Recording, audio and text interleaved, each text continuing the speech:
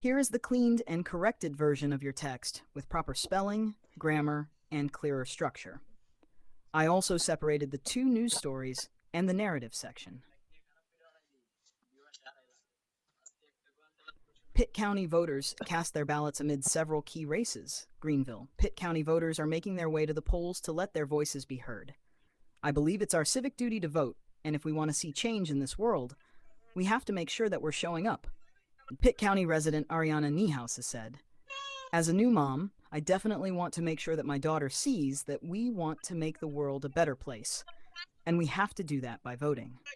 Key races in Pitt County include the sheriff's race between incumbent Paula Dance and Greenville Sergeant Richie Williams. Whether it's primaries or the big November election day, I believe it's important to vote any chance that you can, Niehaus added. Another key race is the 3rd Congressional District Democratic primary between Allison Jaslow and Raymond Smith. The winner will go on to face incumbent Republican Representative Greg Murphy and Libertarian Daniel Cavender. This comes after the 1st and 3rd Congressional District maps were recently redrawn, placing all of Pitt County under the 3rd District.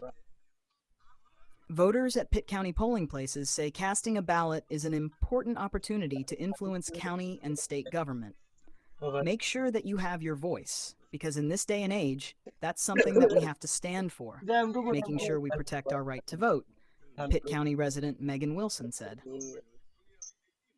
Another significant race taking place outside Pitt County is the newly formed 1st Congressional District Republican primary.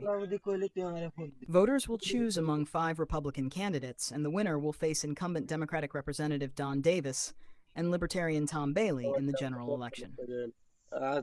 Controversial headstone at Colorado Cemetery. Ordered removed. Colorado Springs, Colorado. A cemetery in Colorado Springs says a headstone for 2 brothers must be removed because it contains images of the middle finger.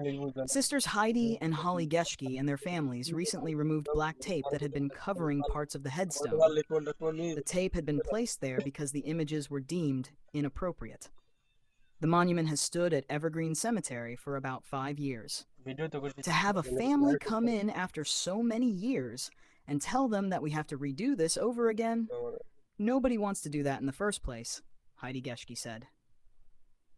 However, cemetery management says the images violate the cemetery's rules. The rules state a headstone cannot be profane or offensive to the general public, said cemetery manager Cheryl Godbout. That's really irrelevant, because once I was made aware of it, I had to do something. It would not have been right for me to know it violates our rules and ignore it, Godbout explained when asked how many people had complained. The sisters disagree with the decision. This was created with so much love, respect, and loyalty to our brothers, Holly Geschke said. It speaks to our family and who we are. The cemetery said the family will not be responsible for removing the headstone. Instead, the cemetery will remove it and store it for them. The family says they do not plan to redesign or replace the headstone. Copyright KOA via CNN News Source.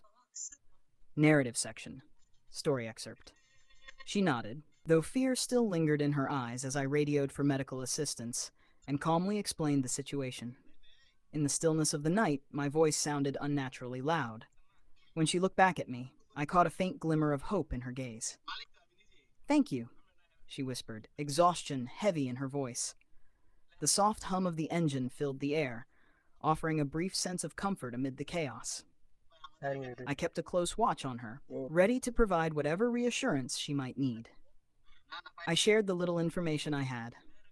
The gravity of the situation weighed heavily on my shoulders. "Susan," she introduced herself quietly. "You're in good hands now, Susan," I told her, which brought a small but brave smile to her face. We began the drive to the nearest hospital. The dark road stretched endlessly ahead as I filled out the initial incident report, noting her details and everything that had unfolded so far. Susan sat quietly beside me, eyes closed, occasionally mumbling. Her fragmented story replayed in my mind like an unresolved puzzle. Who could do something like this to her? When the hospital finally came into view, I realized we were only beginning to uncover the truth. The thought that her husband and in-laws might be responsible was almost impossible to process. Yet Susan's fear was unmistakably real. Inside the hospital, medical staff responded with patience and kindness, offering tissues and soft reassurances. They exchanged brief glances but chose not to push her further, understanding that sometimes the most important thing someone needs is simply space to breathe. Susan nodded, relief softening the tension in her face as the hospital bustled quietly around us. Outside, night had fully fallen. Inside, Susan had found at least a temporary refuge from the storm.